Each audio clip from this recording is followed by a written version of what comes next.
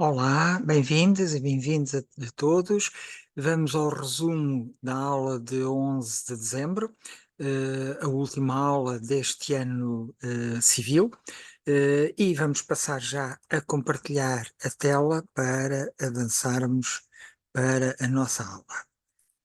Ok, muito bem, aqui está. Muito bem, então eu vou completar uma coisa que parece-me que é importante relativamente à aula passada, até porque surgiram novidades esta semana. E aquilo que eu queria acrescentar é que eu acho que nós devemos proceder e decidir em relação às crianças com um pouco mais de humanidade. Quer dizer que não o temos feito muito ultimamente.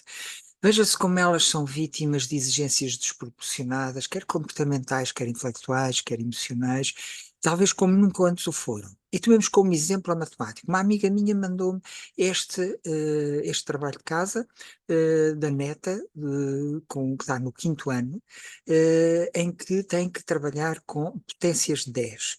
As potências 10, há cerca de 20 anos, quando deixei o ensino, era professor de matemática e esta matéria eu iniciava no sétimo ano e desenvolvia no oitavo ano. Neste momento está no quinto ano. E então achei interessante observar o que é que se passava com o programa de matemática, começando logo pelo princípio, primeiro ano, primeiro ciclo. E fiquei muito surpreendido. Porque o programa já não existe, como vocês sabem, são as aprendizagens essenciais, aquilo que é considerado o mínimo fundamental para os alunos do primeiro ano, do primeiro ciclo, portanto, a primeira vez que entram na escola. E tem esta matéria que tem a ver com a estatística, em que nós temos aqui, eu tirei fotografia, isto é uma fotografia, do lado esquerdo temos os objetivos, os mínimos, portanto, os essenciais, e aqui aquilo que eles no mínimo têm que fazer nas aulas. Estamos a falar do primeiro ano, primeiro ciclo. Eu vou passar a ler, começar pelos objetivos. Os três primeiros objetivos apenas. Recolher, organizar e representar dados qualitativos e quantitativos discretos, utilizando diferentes representações e interpretar a informação representada. Conceber e aplicar estratégias na resolução de problemas envolvendo organização e tratamento de dados em contextos familiares variados. Exprimir oralmente e por escrito. Não se esqueçam que eles entraram, é a primeira vez que eles estão na escola primária, é o primeiro ano, podem ter ido ao pré-escolar ou não. Exprimir oralmente e por escrito raciocínios, procedimentos e resultados baseando-se nos dados recolhidos e tratados. Imaginem que vocês teriam que fazer um teste onde seria avaliar se esses objetivos tinham cumprido. Eu já nem digo no tempo em que vocês estavam na primeira classe, porque isto não era dado na primeira classe.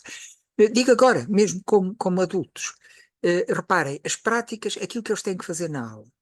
Explorar, analisar e interpretar situações de contextos variados que favoreçam e apoiam uma aprendizagem matemática com sentido dos conceitos, das propriedades, das regras e procedimentos matemáticos. Formular questões em contextos familiares variados para recolha e tratamento de dados. Utilizar esquemas de contagem, tabelas de frequências absolutas, gráficos de pontos, pictogramas, diagramas de Venn e de Carroll na organização e representação de dados. Imaginem que vos era pedido para vocês fazerem isto neste momento. Se eu não fosse engenheiro civil, se não tivesse sido professor de matemática durante muitos anos, eu dir-vos-ia que eu, pessoalmente, teria tido zero. Porque no meu tempo, para já, se eu fosse para letras, não teria tido matemática no sexto e sétimo ano. Se tendo ido para ciências, foi o meu caso, tive no sétimo ano, a última matéria era a estatística, era aí que era introduzido estes conteúdos. E como era a última matéria, acabou por não ser dada. Portanto, eu acabei por aprender isto no segundo ano do Instituto Superior Técnico. Portanto, vejam bem, do sétimo ano, que é atual 11º, para o primeiro vão 10 anos. Se pensarmos no técnico, vão 12 anos. Adiantou-se 12 anos esta matéria, e são agora miúdos de 6 e 7 anos que a têm de aprender. Impressionante, não é verdade? Isto vem tudo a ver por causa dos últimos resultados do PISA. O PISA, que é aquele exame internacional promovido pela OCDE, uma organização económica capitalista, que é facultativo, que só entram os países que quiserem, ninguém é obrigado, mas Portugal tem participado. E os resultados do PISA de 2022 foram agora divulgados por um relatório. Na comunicação social, o que apareceu foi isto: os resultados dos alunos portugueses na avaliação internacional PISA pioraram, especialmente a matemática. E eu pergunto se isto é de admirar. Nós estamos sempre a aumentar o grau de dificuldade daquilo que os alunos têm que aprender, como o exemplo da estatística que eu falei-vos há bocado. Vocês reparem que, naturalmente, à medida que aumenta o grau de dificuldade, os resultados têm que diminuir. A mim, não me admira, sinceramente, não me admira por aí além. Depois temos nos jornais coisas como, e isto é um artigo de opinião que apareceu no Diário de Notícias. Portanto, não é, enfim, sem ofensa, mas não é Correio da Manhã, não é sensacionalista, não é um jornal sensacionalista. Então, o artigo dizia, entre outras coisas, que realidade é essa que os professores enfrentam? Esta, uma geração inteira, não diz por menos, é uma geração inteira de adolescentes que com 13, 14, 15, 16, 17 anos são mal educados, ignorantes e sem curiosidade. E continua. O perfil dos jovens que frequentam hoje a escola portuguesa roça a delinquência, mas são delinquentes com ótimas notas. São delinquentes, não há cá uma geração inteira constituída por delinquentes, que é o que ele diz. Criamos, portanto, os monstros, portanto, já não chega a dizer que são delinquentes, tem que ser monstros. Futuros juízes, políticos, advogados, médicos, professores, engenheiros, arquitetos, que nada leram, não sabem escrever e não sabem pensar. Ora, eu conheço muitos adolescentes, filhos de amigos meus, netos de amigos meus, não conheço nenhum que encaixe neste perfil. Fui professor durante 25 anos, a maior parte dos quais como professor de matemática, nos sítios mais complicados, porque no início de carreira, quem está no início de carreira vai para as escolas que mais ninguém quer frequentar. Portanto, eu tive nas escolas que tinham alunos do bairro do Camboja, ou que tinham alunos do bairro das Sapateiras, ou dos bairros da Amadora, do Conselho da Amadora, dos gangues, no meio dos gangues, etc. E devo dizer que não conheço nenhum adolescente, não conheci nenhum adolescente que se encaixasse neste retrato. É um retrato triste e desanimador. Desanimador para os jovens que ouvem isto e que não se sentem motivados, claro, para fazer melhor. Mas a verdade é que, e pensando naquilo que está no programa que eu vos mostrei, a verdade é que quando se quer ensinar tudo, não se consegue ensinar nada. Portanto, é muito difícil ensinar quando nós queremos fazer muita coisa.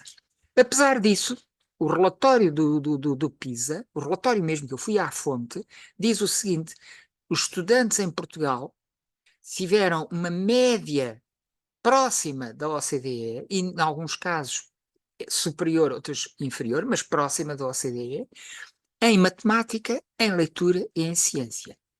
Haveria mais coisas? Não. O PISA só avalia nestas três áreas. Portanto, Portugal, em 81 países, ficou na média da OCDE.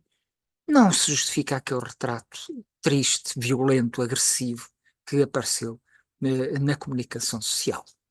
E já agora, passando à frente, veja-se o que a OCDE recomenda para ultrapassar, enfim, fazer com que os alunos melhorem os seus resultados. Porque, na generalidade, os alunos todos diminuíram, baixaram relativamente aos anos anteriores. Quando isto acontece, obviamente, na minha profissão, na profissão que eu tinha, que era de professor, quando isto acontece, normalmente há duas razões. Quando são todos. Quando é um, quando são dois, quando são cinco, podemos dizer, eles não estudaram, portanto não tiveram bons resultados. Agora, quando são todos a baixar, e neste caso, no PISA, só em 81 países, só 16 é que não baixaram, a minha experiência de professor diz que há duas razões, normalmente. Ou porque se ensinou mal, e portanto os alunos não aprenderam, ou porque, que é o caso aqui do PISA, certamente, eu ponho essa hipótese, o teste, o exame foi mal feito. E como foi mal feito, os alunos baixaram os seus resultados.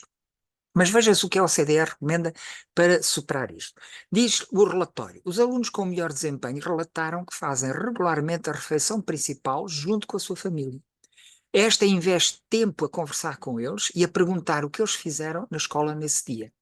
Ou seja, dizem eles mesmos, atividades aparentemente inócuas, como partilhar uma refeição em família ou apenas conversar, estão fortemente associadas, não é vagamente nem levemente, é fortemente associadas ao desempenho e ao bem-estar dos alunos. Portanto, vejam, as recomendações que a OCDE é muito na linha daquilo que nós estivemos a falar nas aulas anteriores. Retomando o nosso estudo, sobre o nosso estudo, não, o estudo que veio divulgado na comunicação social também, sobre o estado de esgotamento dos funcionários judiciais. Se bem se recordam, as queixas eram os conflitos éticos, isto é, eles terem que comunicar decisões que a justiça decidiu, mas que são violentas e muito pouco justas, como, por exemplo, pôr uma família, despejar uma família da sua casa e ter que ir passar a viver na rua.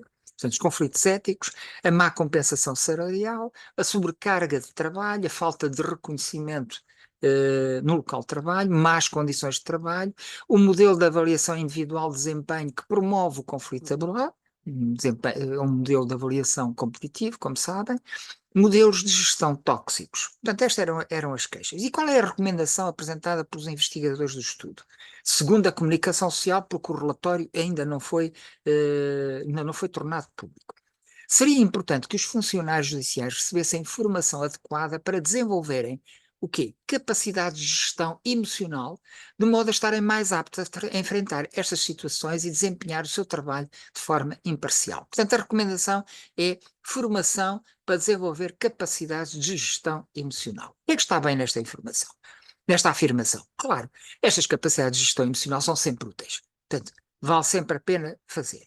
Mas o que é que está mal nesta afirmação? Bem, em primeiro lugar, é que a ideia subjacente a esta recomendação é que o problema está nos funcionários judiciais. Isto é, a culpa está nas vítimas e não nas situações que causam sofrimento, nem nos responsáveis por essas situações. E ignora que as pessoas têm um cérebro e um sistema nervoso e que ambos reagem mal a situações contra a natura, como aquelas de que os funcionários judiciais se queixam. E tanto mais, quanto mais forem persistentes essas situações, sem dúvida alguma.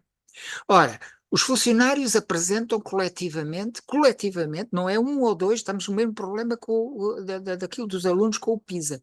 Não são dois, não são meia dúzia, são coletivamente problemas concretos. E os investigadores não propõem nenhuma solução coletiva, apenas uma individual, que é praticamente inútil para esses problemas. Praticamente inútil porquê? Vejamos uma história contada por Herbert Welder no livro Retrato em Movimento. Trata-se de uma mulher que perdeu uma agulha na cozinha e a procurava na varanda da sua casa. Acorre então o jovem que pretende ajudá-la e pergunta: que procura? Uma agulha caiu-me na cozinha. Logo o inexperiente jovem se espanta muito e quer saber por que procura ela na varanda.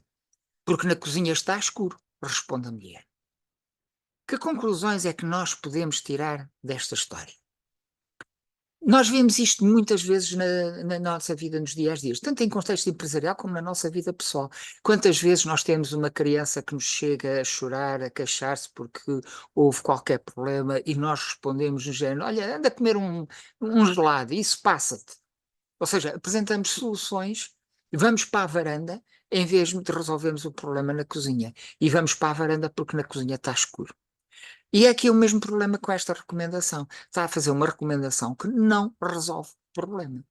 E, portanto, é uma recomendação inútil.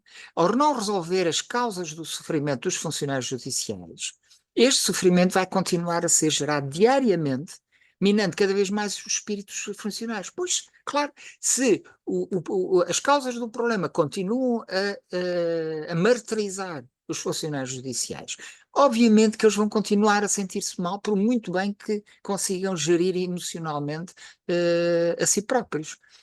Ainda por cima, porque não há nenhuma solução conhecida que afaste o sofrimento. Talvez algumas drogas, mas as drogas provocam sempre habituação e é sempre preciso quantidades cada vez maiores e há um ponto a partir do qual já não se pode. E é sempre, portanto, é sempre por pouco tempo, e diz-se que o nirvana budista também permite conseguir afastar o sofrimento. Mas como não conhecemos ninguém que tenha atingido o nirvana, é difícil comprovar esta hipótese.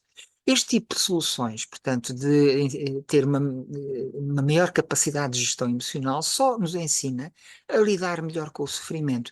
Ou seja, não o diminui nem o afasta, apenas nos ajuda a lidar melhor.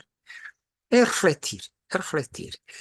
E pronto, chegamos ao fim. Agradeço mais uma vez a vossa atenção. Desejo a todos umas boas festas e voltaremos a encontrar-nos então em janeiro do próximo ano. A todos, Feliz Natal e um ótimo ano novo. Muito obrigado.